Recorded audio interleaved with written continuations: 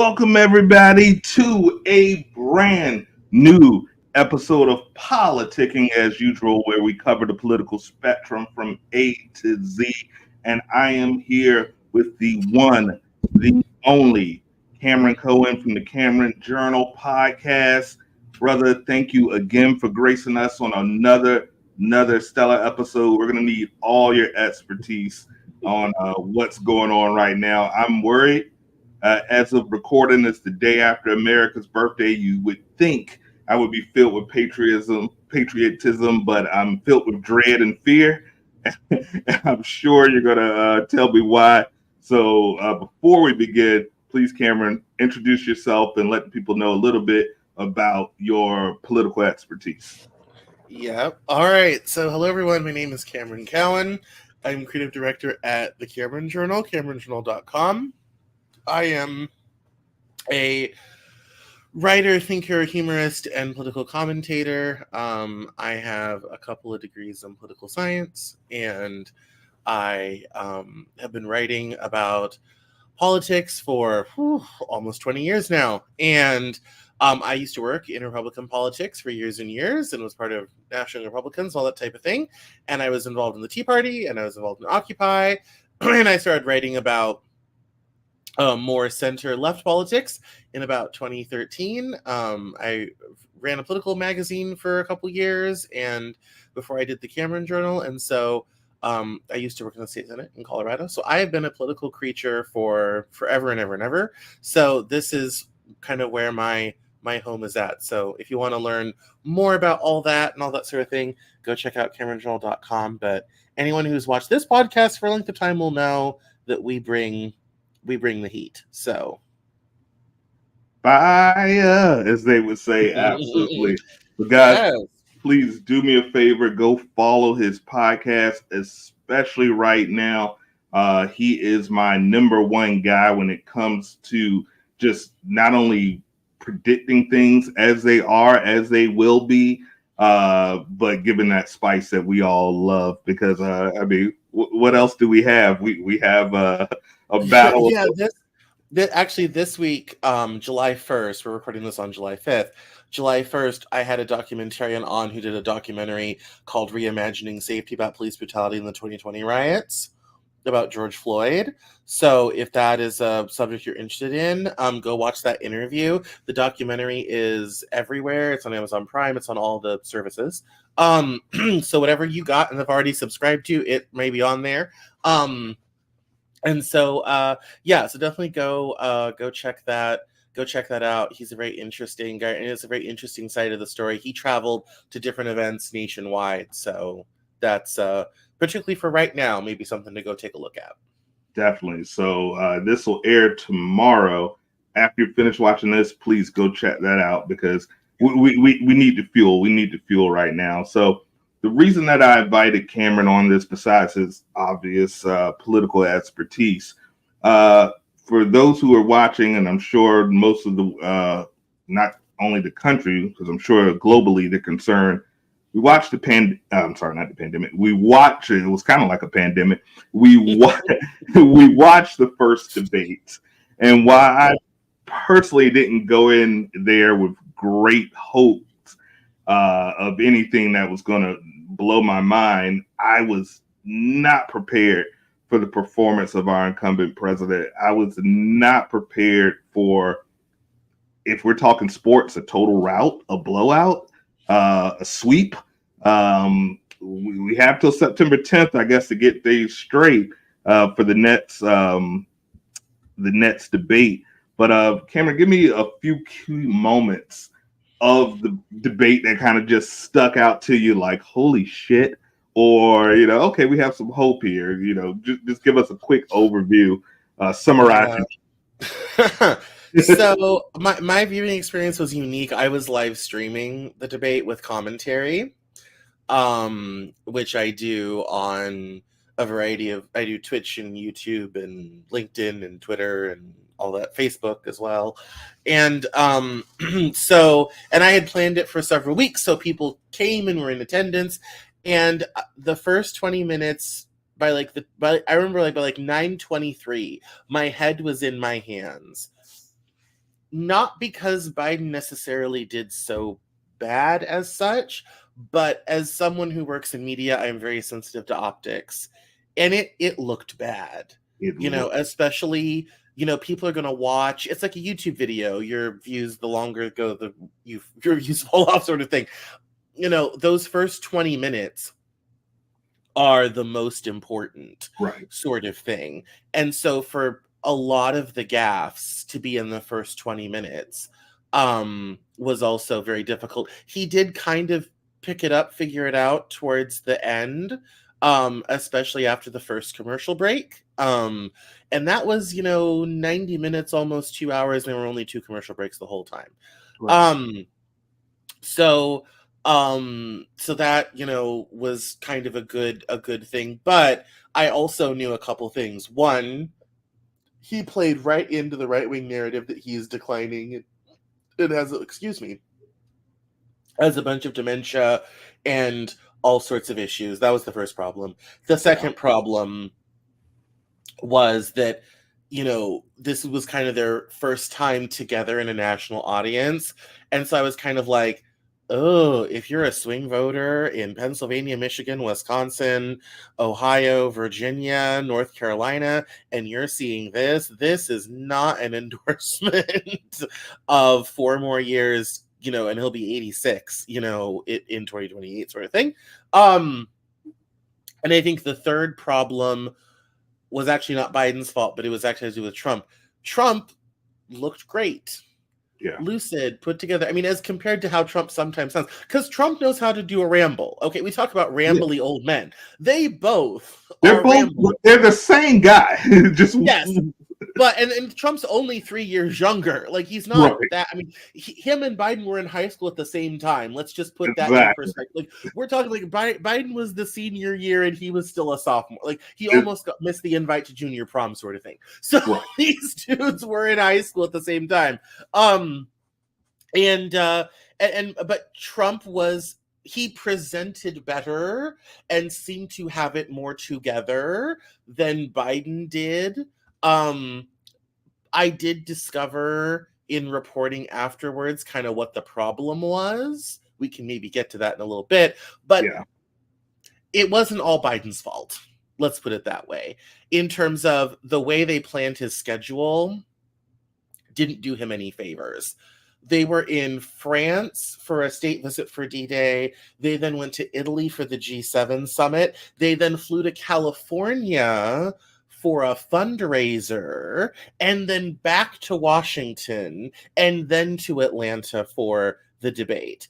That was a huge... That basically put him in 13 time zones in as many days. So that was not great staff work on their part when your president is in his 80s.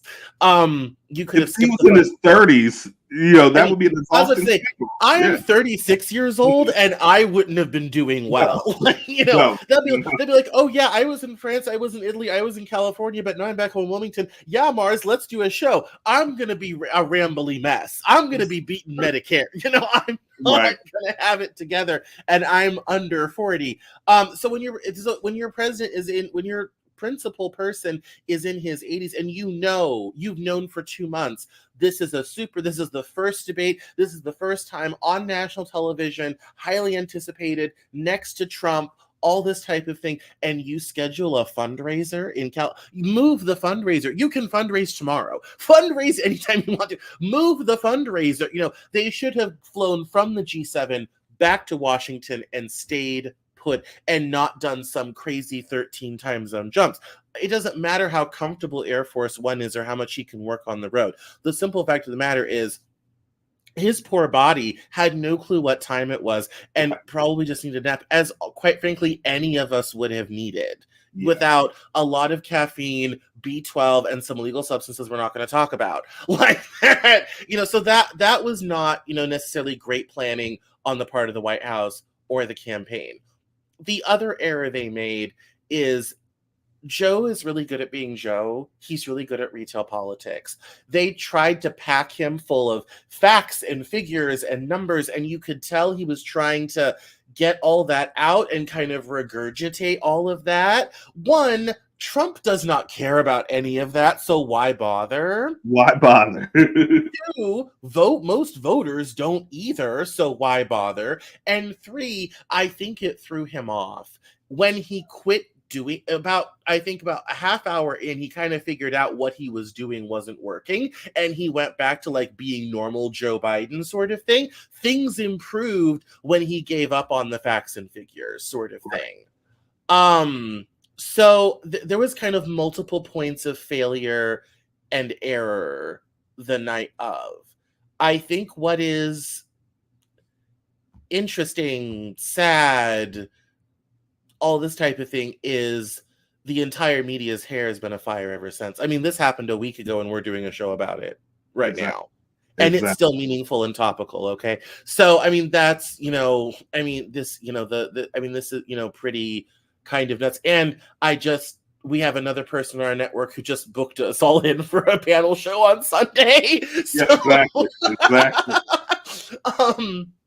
So we're still talking about, and I think that's probably been the most damaging part, is that performance triggered this whole question of, do we need another nominee? If so, who? Where's that person going to come from? Who has national attention? The Democratic bench isn't that deep right now. Most everybody has some sort of uncomfortable baggage. You have the K-Hive saying, don't you dare pass over Kamala, but she's not that popular and no one kind of likes her. All this time, there's all of these, it has created this whole maelstrom, crazy storm on the Democrat side. And that, I think, has been the most damaging part. And there's been some private recordings and things that have come out and that have leaked, I'm sure intentionally, from the Biden camp of him saying, look, it was a bad debate night. I think he was disappointed in himself and you could see it on his face. And I think he felt like he kind of let everybody down, and all this type of thing. But as someone kind of put it on social media, it also puts him in his favorite position of being an underdog. And that's, to be honest, is kind of where Joe Biden thrives. When everybody thinks he's down and out, that's kind of when he does his best work, sort of thing. I think it's interesting that, the Republican Party hasn't had to lift a finger to complain about Joe Biden in the past week because the Democrat and the mainstream media has been doing it for them. I think a lot of people feel lied to and betrayed because the whole message has been, he's good, he's clear, he's cogent, he's put together, all this type of thing. And then they got on national television and he seemed to be none of those things. Some people are saying, oh my God, we need to get him out of there and have a 25th Amendment and get him out of office through the cabinet. I don't think people realize that would automatically mean we would get our first female president overnight, which I think the middle of the country has kind of forgotten. That would be forgotten about what would happen. I mean, like, you guys keep asking for him to resign. You know who's next in line, right? And it gets worse because set up by design, I believe. I think that was set up by design. And after her, it's Hakeem Jeffries. Like, it doesn't get any better for you. Like, it's going downhill fast. Like, it's all black people. Like, it's all like, if you're traumatized from Obama, wait till Mr. Jeffries gets in the White House. That'll be a whole new view for this country. Like, even Kamala, at least Kamala's kind of normal. Mr. Jeffries, he's gonna go like, so I don't think they've thought about that if they would, Joe might be there. Good, leave Joe alone, because anything coming after is going to be things that you don't like that much, sort of thing. Bigger and blacker. Yeah, exactly. So, so I mean, it's so that's kind of what has happened. I think the worst damage is all the chaos that it's caused, and that's a tough thing. And I think obviously they're in crisis management right now. There's a lot of emails gone out from people, talking about how, he's staying in and all this type of thing. Major Democrats all posted things of support and all this type of thing. My phone that night and through the last weekend was blowing up. I was getting, I have a buddy of mine in Washington who literally spent Saturday night just sending me potential other Democrat tickets. He's been on the get rid of Biden train for 2 years anyway. And so he was just kind of like, well, what if we, oh my God, because, and I think the tough part is the imperative, especially given the conversation we're having about Project 2025 right now, Right. is we can't let Trump and the Republicans back into office. We won't have a democracy, near as we can tell, after that. Which is funny how cavalierly my right-wing friends don't seem to really care about that. That scares me a lot, that they think that I'm crazy because I'm kind of like, yeah, we're not going to have, normal, ordinary democratic free elections after that. And they somehow think that that is either fine, they're okay with it, or B, they think that's just propaganda. That's a whole other issue. That's frightening enough. But I think the imperative is, oh my goodness, we can't have that. And we've got to run anything that's going to convince people not to vote for that. And the counter argument, very well taken, is the only person who's ever beat Trump in an election is Joe Biden. Bumbly though he may be, sort of thing. He's the only one that managed to send Trump, packing. So, I mean, it's a complicated situation. Anyway, I've gone on too long. No, you gave me everything I needed and everything I wanted and everything I feared all at the same time. But I'm exactly with you. I've been watching these presidential debates for at least 20 years where I've actually been cognizant and paying attention, because as a person that just cracked 40, at 20 years old, I realized, okay, this kind of matters. When you're a teenager, it doesn't matter. Once you get a certain, and hence why the youth don't go out and vote. But once you get a certain age and you start realizing, okay, I need to support myself, shit kind of matters. And, excuse the language, but it was one of the scariest debate, not because of policy, not because when it comes to policy at the end of the day, you mentioned Project 2025, one of the scariest pieces of legislation I've ever seen in my life. Yeah. If you just actually read, which none of the right wingers seem to do, on the Politicking as Usual TikTok, I did a little experiment because I was curious. Most people don't go past the surface level, and they don't realize that I'm more of a left-leaning host. Now, I'm definitely moderate in some areas. At the end of the day, I just want what's best for the country, but it tends to be more left. And I look at I posted a mock-up video where they had Joe Biden shaking the guy's hand and it looks like he lingered on. And I put the headline, WTF, just to see. Views out the roof, comments out the roof, everybody, followers out there. People start following. I'm like, if you scroll down, I'm bashing Trump two clicks later, but no one looked at that. They just, this man knows what he's talking about. And the vitriol that I got. And then some of the left wingers, they were calling me a Russian and, Boris and his fake thing. This is propaganda. This isn't a real page. I did this just as an experiment. Then I put the clip of Donald Trump in his on the golf course. So he's talking about, he's going to drop out, and we're going to have to worry about Kamala now. And, I got him out of there. Very little views, very little comments. Doesn't seem like Democrats are fired up at all. And that scares the shit out of me. You see the polls after the first debate. Trump gained more points. And obviously the polls aren't everything. There's areas. Not as much as I thought he would, though. Not as much as I thought he would. That's very true. I feared, when I saw polls Monday, Tuesday, I feared the worst. In fact, at the beginning of the live stream, I said, both of these candidates need to do well tonight. Either one of them not doing well could be fatal. And the polling, they'll take polls over the weekend, Friday, Saturday, Sunday, and the results will come out Monday, Tuesday. And I was surprised Trump got a modest bump. The worst one I saw was a New York Times Ipsos poll that was 6 points. Yeah. For as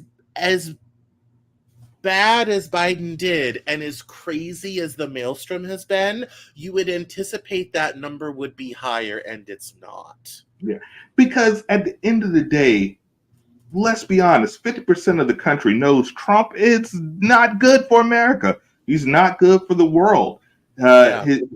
we've already seen what 4 years of Trump has. Roe versus Wade overturned directly because of Trump and his Supreme Court justices. Mm-hmm. The legislature that most recently came out, where essentially the president is now a pharaoh. If it's, and over 4th of July, I was spending time with family and friends, and we were having a spirited debate. And most of my friends who are very liberal said the same thing. The Democrats played too nice. They played too right down the middle of the road. When they go low, we go high. When Trump is essentially given Biden the power to really do some things to remove him off the ticket. At the end of the day, this is our democracy. And a lot of people say you don't want to get dirty because once you're in the muck, I'm ready to dive in the muck, Cam. What do you think, man? I'm ready to. Here's the difficult thing. If you are the people that want to preserve free, open democracy, norms that make sense to people, all this type of thing,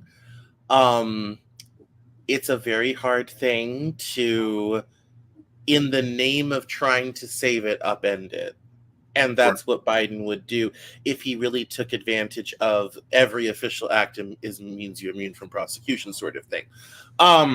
If you went down that road, then it's very difficult to say we're gonna save our democracy by killing democratic norms and doing these really terrible things. If I were him, I would immediately say, all right, I'm expanding the Supreme Court. We have 13 districts, only 9 justices. In the name of workload, we're going to expand to 13 justices. And I am today announcing the following appointments exactly. to the Supreme Court. And that would be the end of the conservative majority.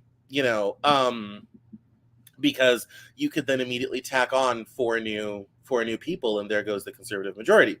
There's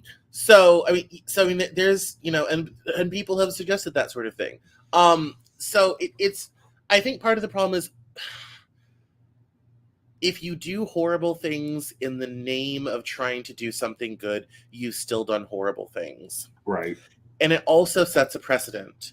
The next time the party opposite is in power, and that day will come at some point, they then have free license to do whatever they want. Because, you're complaining, but you look what you're getting. You already see this with the filibuster in the Senate. Right. Oh, we should get rid of the filibuster in the Senate because it's like, yes, but here's the thing. When you're the party out of power, that's also your tool to stop the majority, too. Right. It's the reason why no one really we complain about it all the time, but we don't really ever want to get rid of it because we want that there too. And so it's a very difficult thing. There's also in the past, historically, a lot of very terrible things that have gotten done in the name of national security, saving the country, all this type of thing. 2 words for you: Patriot Act is the most notable American example. In Latin America, you have a lot of leaders who've done really horrible things in the name of saving the country or saving democracy or whatever have you. In Thailand, if the military doesn't like who gets democratically elected, they just take over the country in a bloodless coup and install a military junta. And there's been one now for 11 years because they didn't like the last people who got elected and they exiled them from the country. They now live in Indonesia. So I understand Biden saying, yeah, the Supreme Court may say I can do this, but I'm not going to because it's a bad thing to do. There is a moral argument. But I also agree with you. I think there are a lot of Democrats out there, like yourself, like others, who are kind of like, oh my God, let's just, and FDR did this. He basically got Congress to give him unlimited powers for 90 days to save the country because we were on the brink of economic collapse and revolution, right. In 1933. Things were terrible and getting worse. He kind of went crazy and absolutely 110% changed life in this country from the bottom up. Yeah. And there's I understand that impulse, and we're going to say, yeah, let's go for it. Let's go for the sun, moon, and stars. Let us just absolutely go nuts and crazy. And I'll say this before I'll say this again. As counterintuitive as it sounds, restraint is a good thing. it might be the one thing that actually saves us. Weirdly enough, and I know that sounds so counterintuitive, but it might be the one thing that saves us, because I do agree, once you're in the muck, you're kind of in the muck. And I think there's other ways to fight back. Part of the reason why Trump was able to get 3 Supreme Court justices is because we didn't, on the Democrat side, have not taken the Supreme Court seriously and realized that, if you want to have control of that, you need to have power in at least the Senate, and possibly the Senate and the White House, all this type of thing. You actually need to take, voting seriously. And they were able to get those through on unified government. Voting matters, elections matter. And not only that, because people will say, like, well, they say every election is the most important of our lifetimes. Yeah, that's how democracy works, incidentally. Yes. Yes, and you're going to have to keep doing this until you die. Like, yes, every 2 years we have to give a shit, sort of thing like that. Yes, that's how this works. It's not, I think too often people on the left want a set it and forget it attitude towards government. I think a lot of people, not even on just Democrats, want a set it and forget it attitude towards government. 80% and that's of the not country. Our system. That's you don't want to live in a set it and forget it government system. No. Let's put it that. You don't want to live in that world. We want to live in a world where that system has to pay attention to us at least every couple of years. Right. That is a very important thing. I mean, I cannot deny that the actual design of the checks and balances of our system, and having people responsible, and having these short-term elections every 2 years to make sure that things don't swing out of order on paper are, it's phenomenal. That's one of the things that separates America from many of the countries around the globe. I never thought things would fall this far off the tracks in my lifetime. They say every great empire eventually falls, but I really feel like we're on the cusp of that. And it's scaring the hell out of me, because I'm like, this happened when I was 80. I'd be like, whatever, that's the young kids generation. I've still got a good solid 45 years in me to deal with this shit. And as we've mentioned before, if you're a woman or a brown person, things can get really rough for you very soon. And the little experiment that I did just showed, like, I've never seen so many racist people giving me a pat on the back for this video that I put up. And I can't wait to announce, like, hey, this was my experiment and you all failed miserably.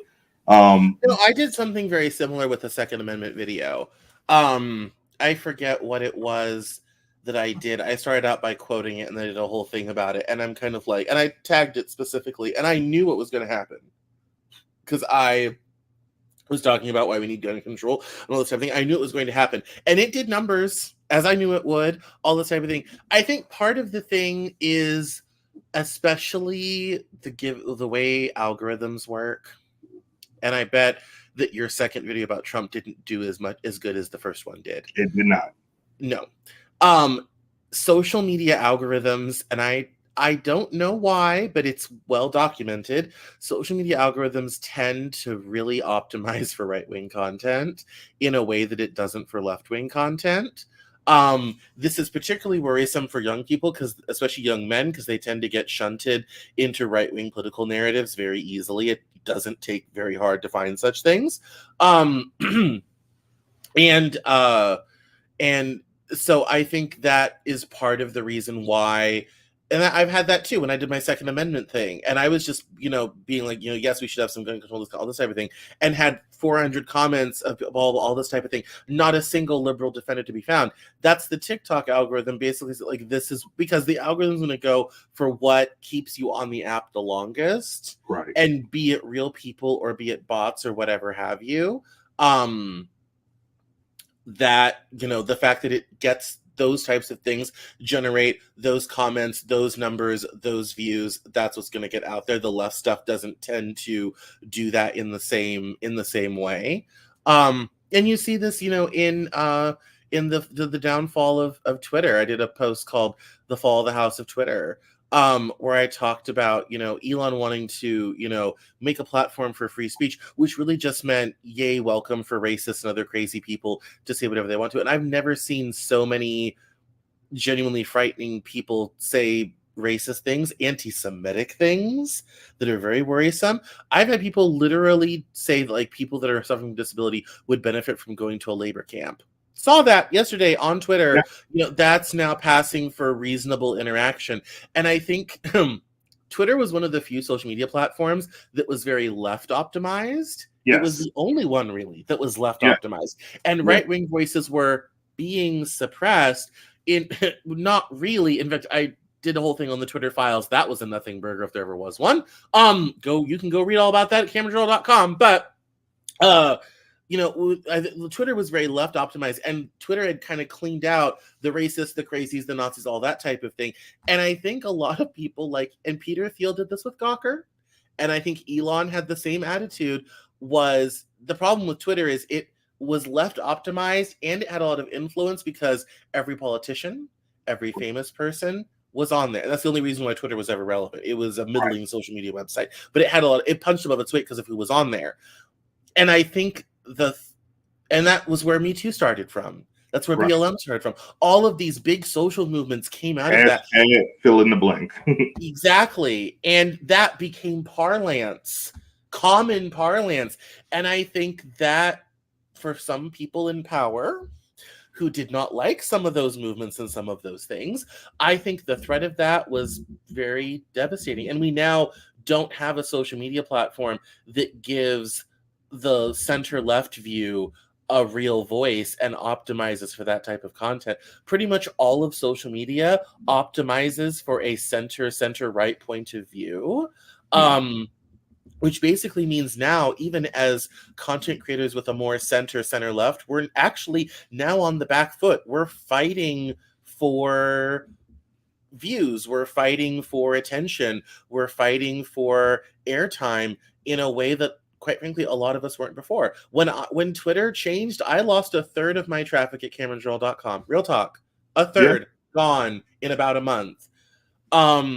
And I paid for premium for a while and tried to play that game, didn't really get anywhere. Facebook ticked up, so there's something. It was a quite big blow for publications, for content creators, for a lot of stuff, because and also Twitter pulled its API, and so it got harder to share stuff and automate stuff, and it became a whole mess that made it very difficult to have different conversations. And so it's definitely an uphill battle, kind of no matter where you look. Yeah, Twitter is an absolute cesspool. It wasn't great before, and it's somehow gotten worse. Yeah, it's.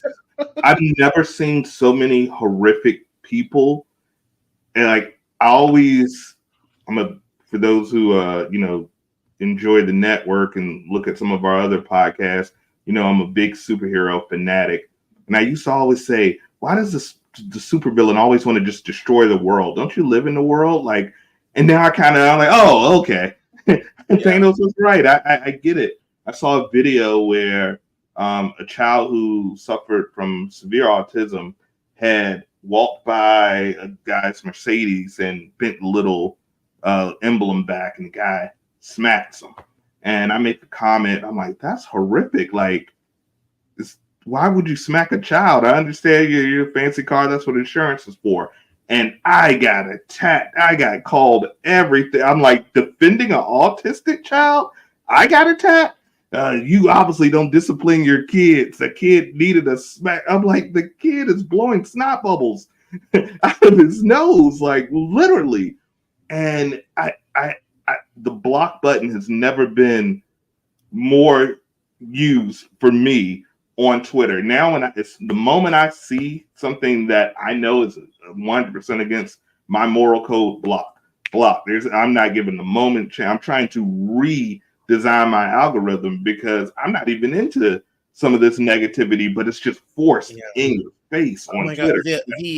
I travel in masculinity circles and all this type of thing, and it has become so misogynistic.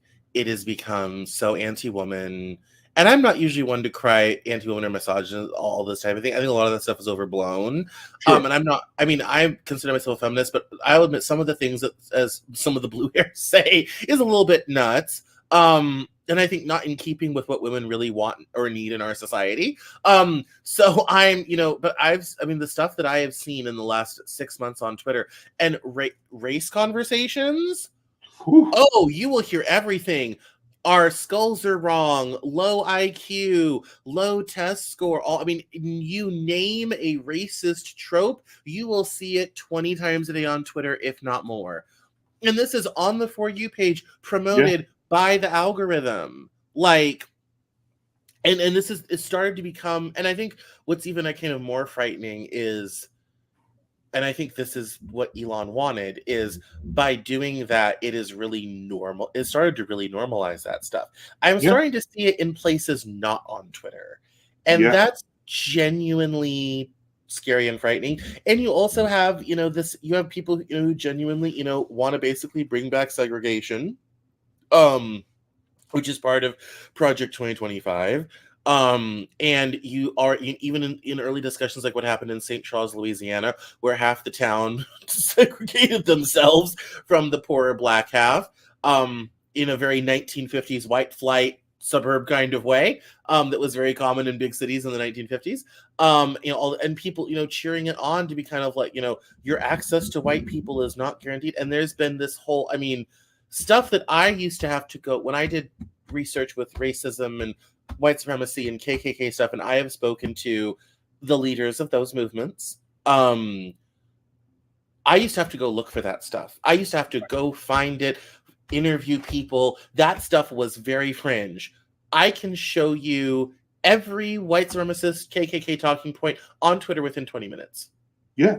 And Twitter knows what I look like. They know my demographics. It's not a secret. And within 20 minutes, I can find you the absolute bottom of the barrel stuff that used to be super fringe, had to go find it. You only knew about it if you were at Southern Poverty Law Center. That used to be out there is now in everybody's pockets every day on these apps. That's scary. It's horrifying. That should have us frightened. That is frightening by itself. I'm born and raised in the South. I'm from Virginia. We were literally the capital of the Confederacy. The South starts here. And I did not grow up with racism, experiencing prejudice, none of that. I'm born in the 80s.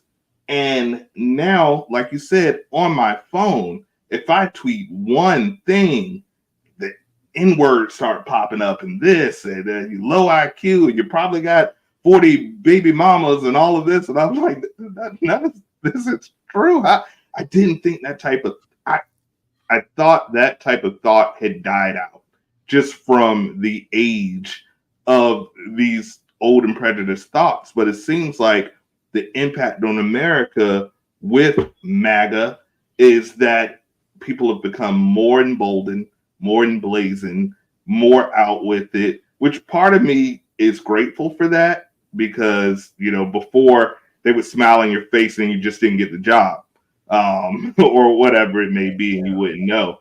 Now, I've even seen the reemergence of sundown towns. And if you don't know what that is, do your research. I'm like, holy crap, did CERN put us in a parallel universe? What type of... I was bred but not born in the South, although my mother was in West Texas and my father's from Tuscaloosa, Alabama, so I know that part of the country very well, all this type of thing.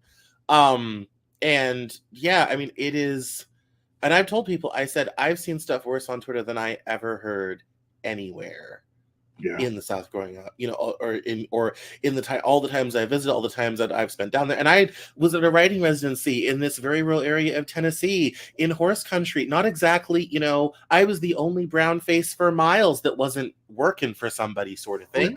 And that, and even in those spaces, at least they were polite enough not to be racist to my face, sort of thing. And that was, very, that whole thing is very concerning, and it's getting normalized, which is frightening. And it's becoming part of our national discussion, which I think is very concerning. And I think it is, a lot of the stuff with Project 2025 is a lot of stuff that's Christian nationalism, but the most important part of that, Christian nationalism is a little bit of a misnomer because it's really white Christian nationalism, because there's not a lot of room for anyone else in the Christian nationalist narrative that isn't. I mean, they barely allow in their women. Like, the women are like in the back door sort of thing. If you're a person of color, we're not a part of their new country. Yeah.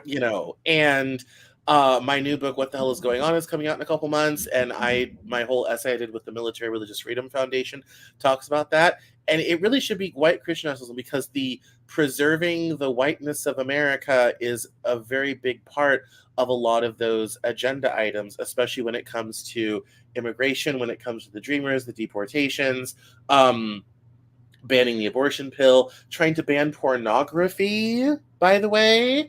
So I live in Virginia. We don't have Pornhub anymore.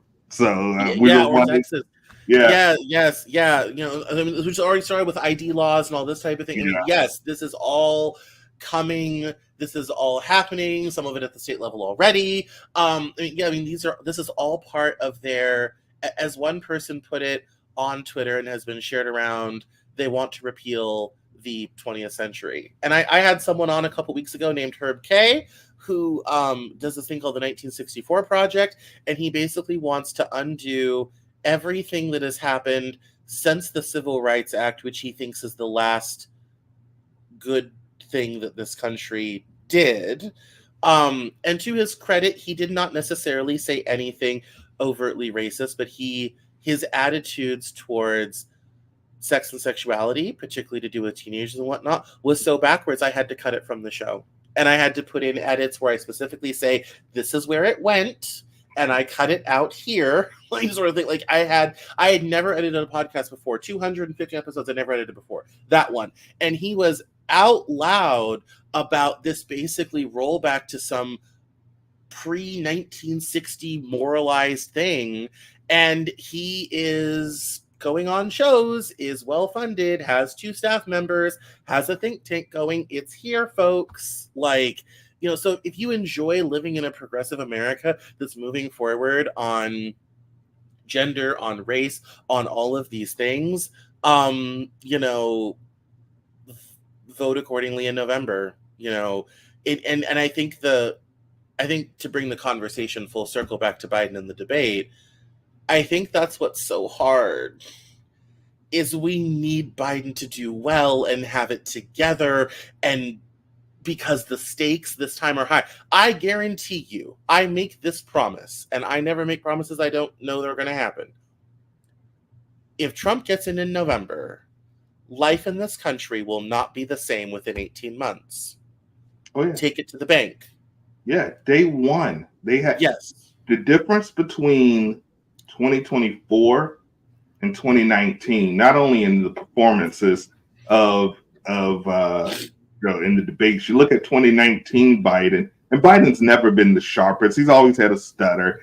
If you go back into the 80s, he was known for his plagiarism. Obviously, some of the laws he's made has contributed to the incarceration and the breakup of a lot of families. I've never been a Biden fan. I don't think the Democrats truly thought Biden had a chance. If you remember, I wasn't a Biden fan. When he first got in and was kind of placing second and third, I thought, oh God, the DNC is going to vote for Biden. And my right-wing friends, they're kind of like, how could you back this guy? I'm like, we really don't. We just don't like your guy. We're not really that big of Biden fans over here. We'd happily vote for someone else if someone else was on offer. But there's not, so we're stuck with this old coot. But your guy is so crazy, and most importantly, the people around him. I'm talking Cato, Heritage Foundation, who did Project 2025, all these conservative think tanks. That is what is coming. That's what's coming. And Trump himself, the man, doesn't really care about this social stuff, but they do. And Trump won't do anything to stop them. They'll throw a party for him to sign some legislation, and he'll sign it having not read a word, like he did the first 4 years he was in. Right. And they will pass through a regressive agenda without him doing anything about it, because he's just trying to stay out of prison at this point.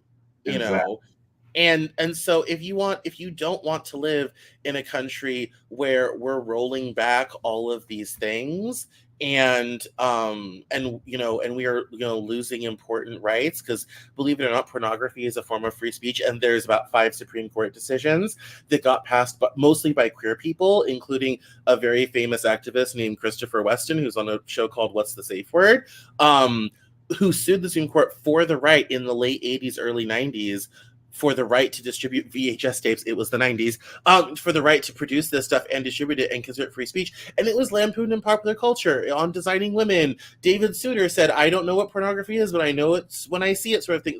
We did that. We had that discussion 25 years ago, 30 years ago. We had that discussion. And they have been biding their time, and this gets into Jerry Falwell and Pat Robertson and the whole regressive 1970s evangelical Christian nationalist thing. They're now managed to stranglehold this so much, and they found a guy who's so patently looking for power that he'll let them do whatever they want, that they have a chance to implement an agenda that even Ronald Reagan couldn't get through for them. Yeah. And that all should scare the hell out of us. And that's partly the reason why I think we need Biden to do well. And the fact that he isn't and he hasn't, and the stakes are so high, I think is part of the reason why everyone is in a lot of fear. And we're even having this conversation tonight and all this type of thing, because we're not going to have the same country we're used to living in by this time 2 years from now if Trump gets in this November. Absolutely. And you nailed it on the head. That was what I was hoping to hear from you, because that's really what I want the audience to realize. This is not a situation where we love Biden. We don't. We see it. We see it. Everything that they see, we see. But the alternative, and like you mentioned, Trump's not reading the legislation. The voters are not reading the legislation. The freedoms that they think they're fighting for, they don't realize how much is about to be taken off of their table. And the biggest difference, Trump didn't think he was going to get in. Trump was on his grift. The first time he was like, "Hey, I'll get some money, make some connections." Nobody thought he would beat Hillary. Let's be completely honest. Nobody thought, especially after every poll said he wasn't going to win. I went to sleep on election night resting very well. I didn't like a drunk baby. I had no quarrels, no fears. I'm like, how could it happen? This guy is a reality show host and a really bad businessman. He's not even a Republican. He's not even a Republican. Like, there's documented like books where he was, we all know the quotes. He gets in, he had no plan. You remember how many positions he just did not fill. Yeah. He was like, and that's my theory. If you notice, every single person that becomes president, they age like dog years. Bill Clinton gets in, he's a handsome Kennedy-esque. He gets out, he looks like the Crypt Keeper. Barack was this smooth black hair. He comes out and he looks like Morgan Freeman. Trump gets elected. He looks exactly the same because he didn't do anything. No, I mean, this is a man that didn't work before noon. He took 5 hours of executive time. Yeah. He was not active and engaged. It was the people around him that were doing the most of the work, the bulk of the work. And it's going to be the same thing the second time around, but worse and on steroids. And that's what should be the most, right? Now they have. Yes. And he said in a 60 Minutes interview, "I didn't understand how government worked before. I do now," which means everything they want to do that they kind of bumbled through the last time is going to be in hyperdrive. And Mika Brzezinski said it on Morning Joe, there will be no guardrails. There will be no adults in the room. There'll be no one saving us this time. If we go with Trump, we're going to get a regressive, hyper-conservative society that I don't think most people really actually want to live in. Given the high rates of porn consumption in this country, I don't think anyone wants to live in that country. Given the high rates of chemical birth control, which they're trying to get rid of, which is actually mostly used by married women who already have children. People don't know that, but that's usually what happens. It's not random street sluts using it all the time. It's married women with children who use it the most. Don't want to live in that country. All this type of thing. I mean, this is, and you have all these people that are like, oh yeah, we need to, go back to the heartland in the middle of the country. People need to go back to having 5 or 6 kids and all this type of thing. And it's kind of like, I would say, women of America, do you want to still have bodily autonomy, a job, a career, a choice, not be economically wedded to a man? We spent the last 40 years undoing that. If you want to go back to that, well, Trump 2024, I guess. If that somehow does not appeal to you, then may I suggest voting for Biden or not voting at all? I don't really care what you do, but just don't vote for Trump. So I mean, this is the decision, and I think, this election is, every election is important because it chooses the people who are going to make the rules of which you'll have to live by. I think this election is extra high stakes, and that's why I think the disappointment in Biden's debate performance has the entire Democrat Party's hair on fire, is because the stakes are really high. And if he loses in November, June 27th will be pointed to as the day the Biden campaign died. Yeah. And I have to say, that night, it did sort of feel like that. I felt differently the next couple days afterwards. And when the polling came out, I felt better. I was encouraged by some of the things that they did live voter reactions afterwards. And I was amazed at how people at the time weren't actually that concerned with how bad it looked, sort of thing. They were much more concerned with the stuff that he said and some of the crazy stuff that Trump said, which I think was good. That's good. We have that as a insurance policy sort of thing. But it's definitely, going into the summer campaign season and the conventions and everything else, at that time, it's kind of like, oh, so this is how it ends with, a poor old man who stuttered his way through an hour-and-a-half debate, and Trump, who just looked nicer and better and managed to backdoor his way in twice, the first non-contiguous 2-term president since Grover Cleveland. Depressing. Not only how we have no one on the left, we have no one on the right. Like, I am blown away, and I mean, we've talked about the impact of America, but we're also, what I want to talk about the global repercussions, because we are literally, you have Israel and Gaza. Ukraine's been going on for the last 3 years. Yeah. And Trump is, we talked about Project 2025. They're pulling out of climate. They're pulling out of this. They're pulling. Yes. It's the global repercussions of this debate leading to, if this ends up being the death of Biden and potentially the death of democracy, what are some of the global repercussions that the people should be wary of? Because I hear a lot of people saying, "Oh, I'm going to Canada." The whole world might be on fire if this happens. What type of global repercussions can we expect?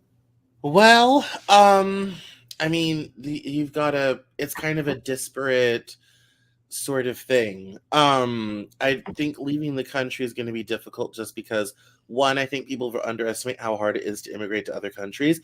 Most of the countries are not like us. They don't just take anybody. Most of the countries have actually quite restrictive immigration systems, ironically enough. Canada has a points-based, skills-based immigration system. So if you don't have skills that they need in their economy, there's really kind of no way to enter for you unless your country has a specific treaty around that, and we don't. Same thing with Australia, same thing with New Zealand, same thing with United Kingdom. So there's difficulties on all of that front, as far as that goes. As far as international relations go, the war in Ukraine will probably be the most impacted because obviously Trump and Putin have a relationship that's been well known since the Stockholm press conference in 2018, something like that. And Putin just the other day was interviewed and asked about it, and he thought that Trump's statements were very encouraging, and that he, that the war in Ukraine could come to an end with Trump in the White House. However, and I have a great episode coming up with a man from England named Dr. Flodas, who's a professor at Oxford. We talk about the war in Ukraine for an hour. that will mean the annexation of Ukraine. If the United States pulls out, that's Ukraine back to being part of the Russian Federation, as it was for 300 years. In fact, you know that Putin thinks of it as in that way because he calls the war in Ukraine an internal matter. People forget, Russia doesn't consider Ukraine another country. Right. And they weren't until 1991. They had been Right. part of Imperial Russia and the Soviet Union for 300 years. Right. So as far as Putin's concerned, it's, a runaway province. And why is there a war? Yeah. And a lot of people in Russia have relatives that live in Ukraine, aunties, grandmas, cousins, siblings, all this type of thing. And so that's been the whole thing. So the reality is Trump was going to cut off money, cut off weapon shipments, and Ukraine will get rolled over, which will bring, the Russian border right up to, you'll basically have a continuous Russia-NATO border from Finland all the way down to the Mediterranean, pretty much, or at least the Black Sea. And that, is going to, I think, frighten a lot of European partners and allies. Trump had threatened to pull out of NATO from before. My guess is that will be on the table again without security and money concessions out of the Europeans. But for Russia, it will be free and open season to do whatever he wants. And quite frankly, I think if Trump lets Ukraine go, that's going to either very severely damage NATO or be the end of the Western alliance. Right. When that breaks apart, there's not going to be anything to meaningfully counterbalance Russia in Europe. And that makes things very difficult for Europe. And that has very nasty, unpleasant implications. Israel-Gaza is a bit of a different situation. So Trump was the one that moved the American embassy from Tel Aviv to Jerusalem in 2018, I think, before COVID. And so my guess is that situation will continue apace. Now, one of the good things Trump did is he did try to organize the Abraham Accords to normalize relations between Saudi Arabia and Israel and other partners in the Middle East, including Qatar, Bahrain, and other players in the Middle East. Very similar to the Camp David Accords that Jimmy Carter did for Egypt.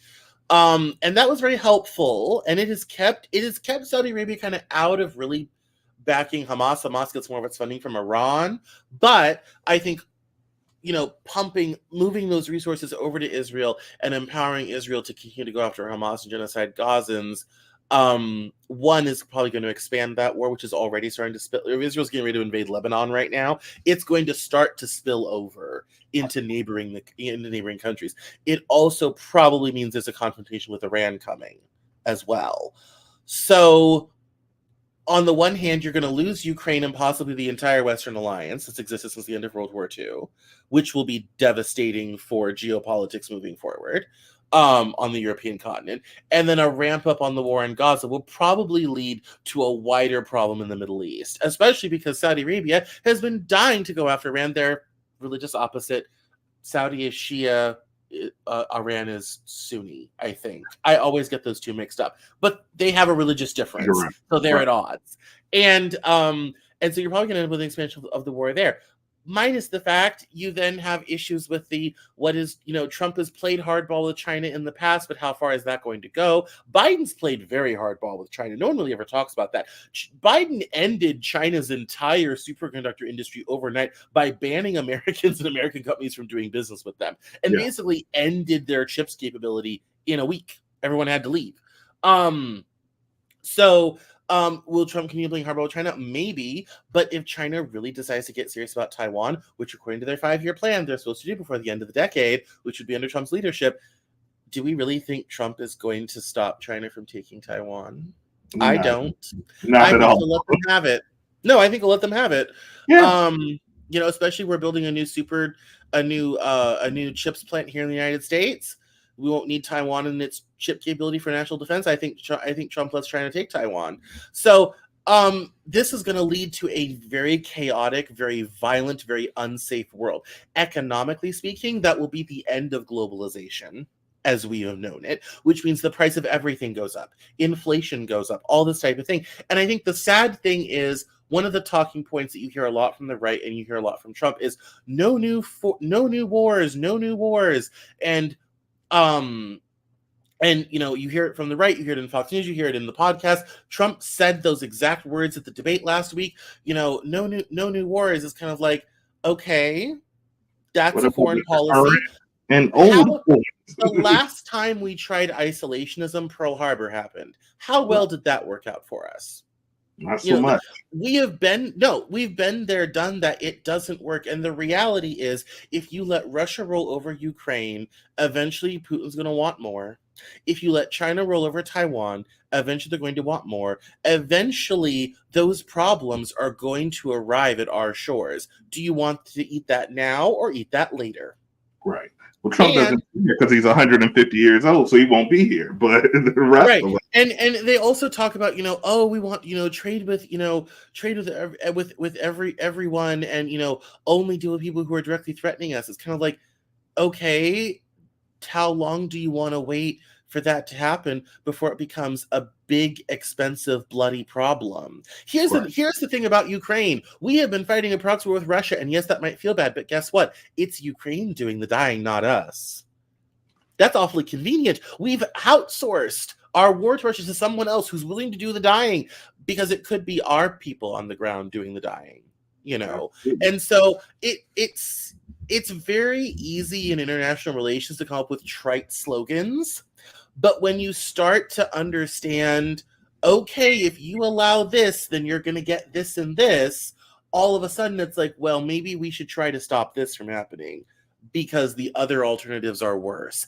And it's about, in IR, it's all about those trade-offs, constantly doing trade-offs to figure out how best to move forward.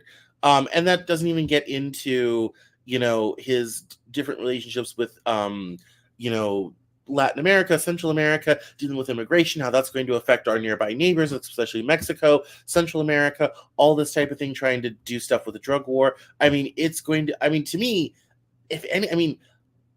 Project 2025 is bad, and we can probably figure out how to exist under that regressive Republican stuff.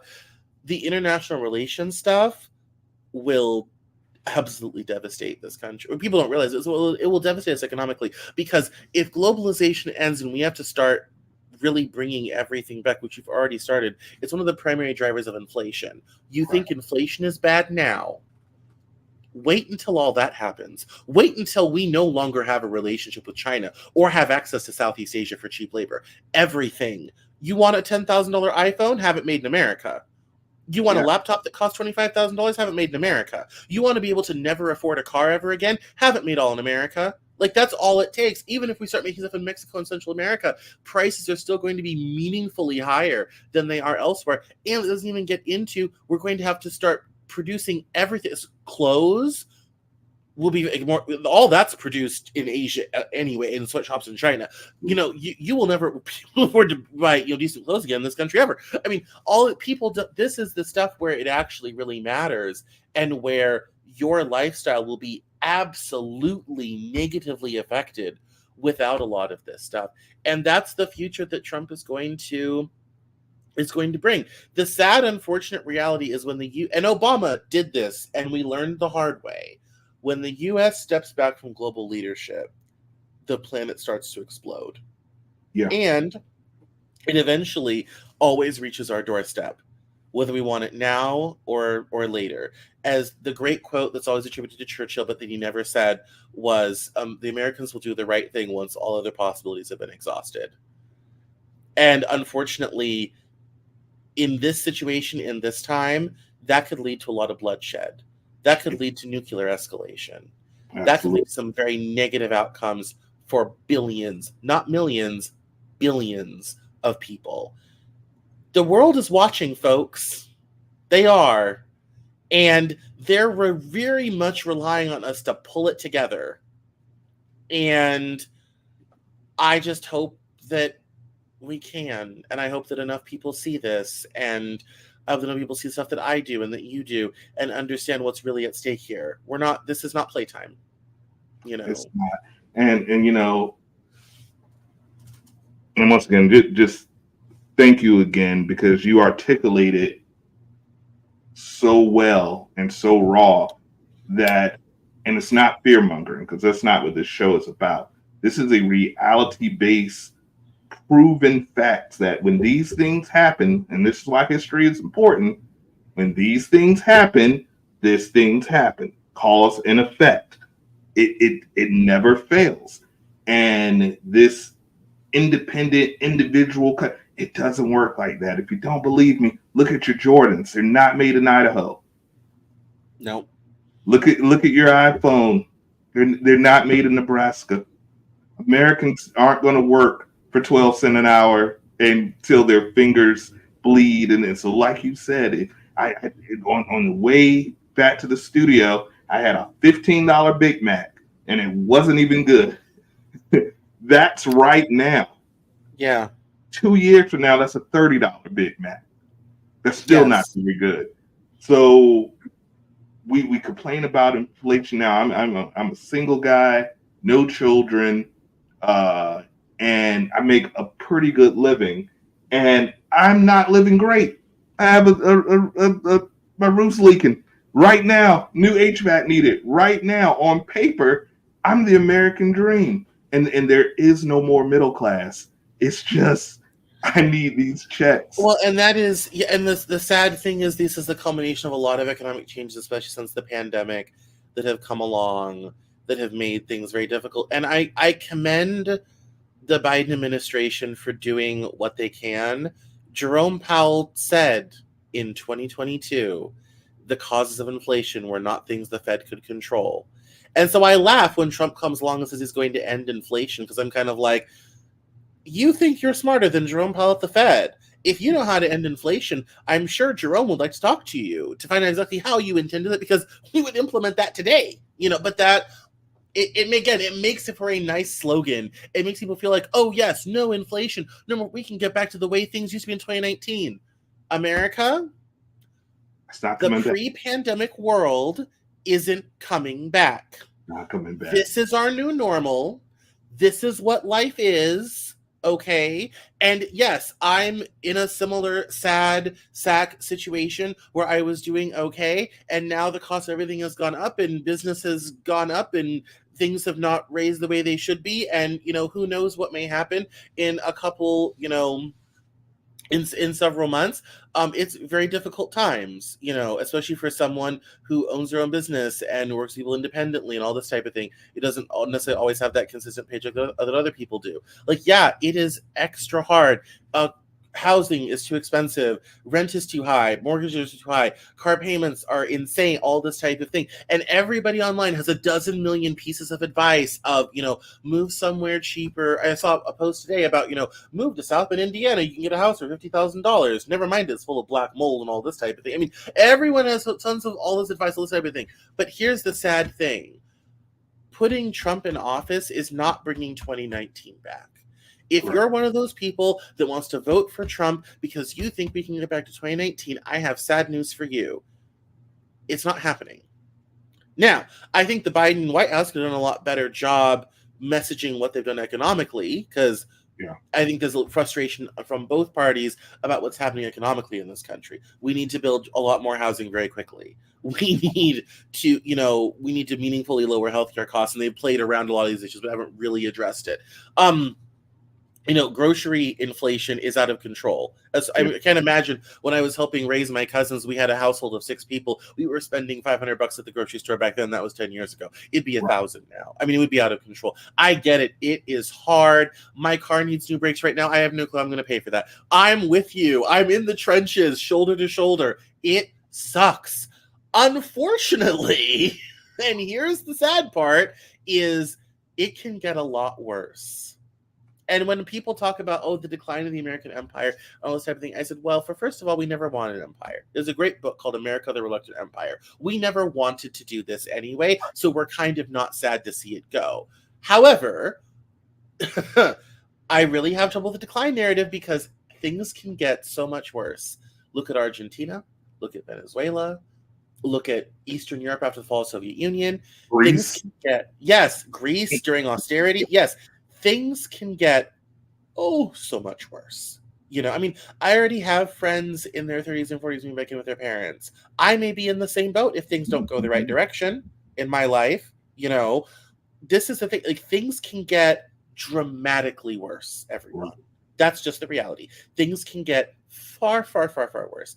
And so we have to be mindful of the fact that we have to look at what is our best option. And the reality is, if you want to live in a country that has any sort of progressive values and you want to help mitigate the worst of these things coming to pass and have trustworthy people who actually are working for you and not for an agenda thought up by a right-wing think tank, please vote accordingly in November.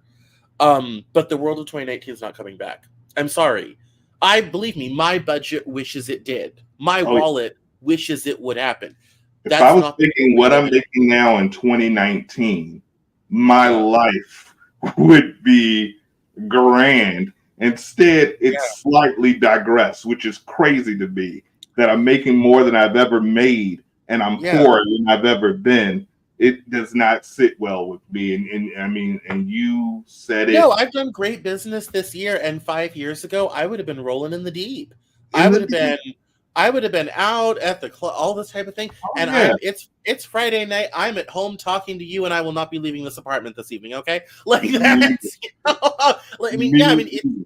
Like I said, my car needs new brakes. I don't know how I'm going to pay for that. I need inspection. I need plates. That's $1,500 altogether. Don't know how I'm going to pay. No, it's not fun. I get it, everyone. I'm there with you, figuring out how to navigate this stuff, how to pay for this stuff, all this type of thing. The world of 2019 isn't coming back, and Trump, I promise you, will not lift a single finger to make that happen. So if you're thinking a vote for Trump is a vote to bring back the pre-pandemic world, I have bad news.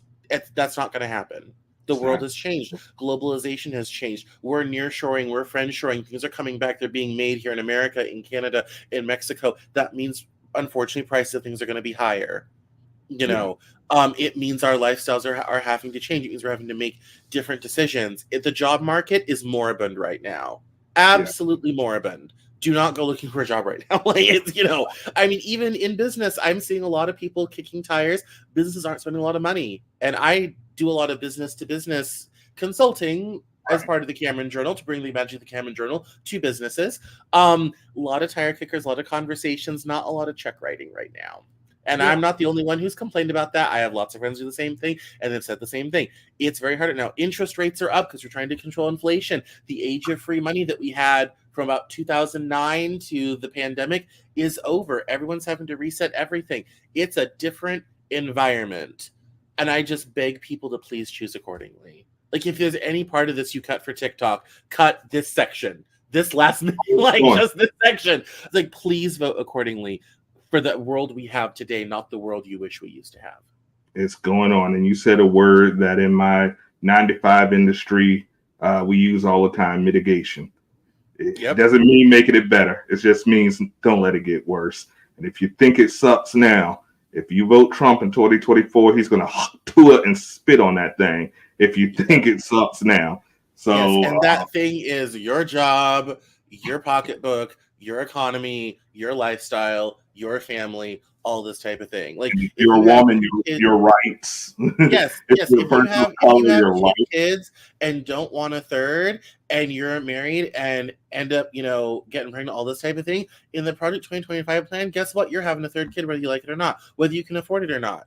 And if that means you get, divorced, lose your house, whatever have you, because the third kid came along, then that's just, Tusky for you for the Project 2025 people. So if you want these rights, if you want to be able to build something new and different out of this and build progressive change, which includes going after corporate greed, corporate capture, all of these things, I'm sorry, but the Trump people are not, and it's not just Trump the man, it's the whole apparatus with him. They're not the answer. They're just not. I wouldn't be afraid if it was just Trump. If it was just Trump, he's clueless enough that, and he's about his self-interest enough that I wouldn't think alone he could do that much damage. But like you mentioned, he has a whole team that's ready to go day one. He has the Supreme Court. Everything is lined up for the destruction of America as we know it. And I kind of like it here. It's kind of dangerous, but I kind of like it here. And I would like to continue to like it here. So Cam, I appreciate you, brother, as always. I can't wait to chop these up and give it to the people because we've got some gems on this. Before we go, please one more time let the people know where they can find you, because I wanted to make sure that they're checking out those works so we can keep business booming. Please let them know where they can find you. No, thank you, Mars. I always enjoy coming on your show, and you'll know that the minute you messaged me and said, "Oh, all I did was just say yes," and what time? Let's do it. Absolutely. Absolutely. So head over to CameronJournal.com. All my links are there, including my new Discord community, which I'm starting to slowly build up. I've got bots and channels now. It's all very fancy. But you can grab me on Twitter if you still want to do that cesspool at Cameron Cowan. I'm also at Cameron Cowan on Threads, which is the Facebook version, and Cameron L. Cowan on Facebook. You can find my fan page. And Instagram is at Cameron Cowan too. I post interesting stuff there as well. And then the latest podcast and everything, just over to CameronJournal.com/podcast, and you can get connected to YouTube and all your favorite podcast services. And the Cameron Journal podcast does a new interview every Monday. I do live streams from time to time. My weekly news hour will be coming back at some point. I'm in the middle of some big projects right now, but I do live stream special events. I did the State of the Union this year and the debate. I will be doing the next presidential debate in September, so make sure to subscribe on YouTube, because there'll be something new every week and a live stream from time to time. So, but CameronJournal.com for all those links, and thank you all for watching. I really appreciate it. Absolutely. Well, please tune in, subscribe. I want to make sure I'm there watching September 10th to see, because if he shows up like Mr. Magoo in September, I think we might want to start seeing if we can get a real world house and start getting roommates at 40 years old, because I think that might be the future. We're going to see a bunch of... I mean, like you have an extra bedroom, I'm coming in. I'm going to bring my suitcase and my laptop. We're going to do this. I got an extra one. We'll just podcast and just shake our head at society all day. You're more than welcome. Well, guys, I want to thank you guys, as always, for tuning in to PAU. This is a show we do the least, but it's the most important, when we're not joking about what's going on and all the distractions in the world and the Drakes and the Kendricks and the this and that. There's real shit going on at our doorstep that we have to focus on. As Dr. Umar Johnson would say, we must stay focused, my brothers. We must stay focused. There's a lot of chaos going on at our door, but we can't stop it if you vote the right way by voting left. And this is not because it's a propaganda channel. It's because we're really just trying to mitigate the worst from happening. But don't take my word for it. Do the research yourself. But guys, thank you again, as always, for tuning in. We appreciate, you know what to do. Like, comment, and subscribe. If you're interested into any of our other shows and content, make sure you type in that down in the Den on YouTube. You will see a plethora of content for all types of entertainment purposes and educational purposes. And please, once again, I want to give a big round of applause for Cam. He is the man. We'll see you in September for this debate 2. Hopefully they hit my man with some B12 and a couple cans of Coke. Shoot him up with the good stuff. Whatever mixture you have for the State of the Union, do that. Yeah, twice. Just a whole IV dripping right in there. I need them alert. Lots of good naps and no more 13 time zone travel schedules. So no more. They got really arrogant with taking Pawpaw, as we like to call him, across the world in 30 days. This is what you get. The man was literally... I've been on the road when you're about to fall asleep behind the wheel. That's what he looked like. Yes. The first 20 minutes of the debate. I was like, somebody slide this man a 5-hour energy or something. But when it was late anyway, because they had to accommodate the West Coast, it didn't start till 9 o'clock. So that doesn't help either. That's applesauce and PJ time for Biden. So we know that. That's when Pop needs to be in the recliner watching a back episode of Murder, She Wrote. Exactly. Writing his fan fiction about Angela Lansbury. But I said I digress. That's good. That's good. Thank you. But once again, we appreciate y'all for tuning in. For Cam, for your boy Bars, thank you for looking at politics. And as usual, we cover politics from A to Z. We'll be back. And God bless America.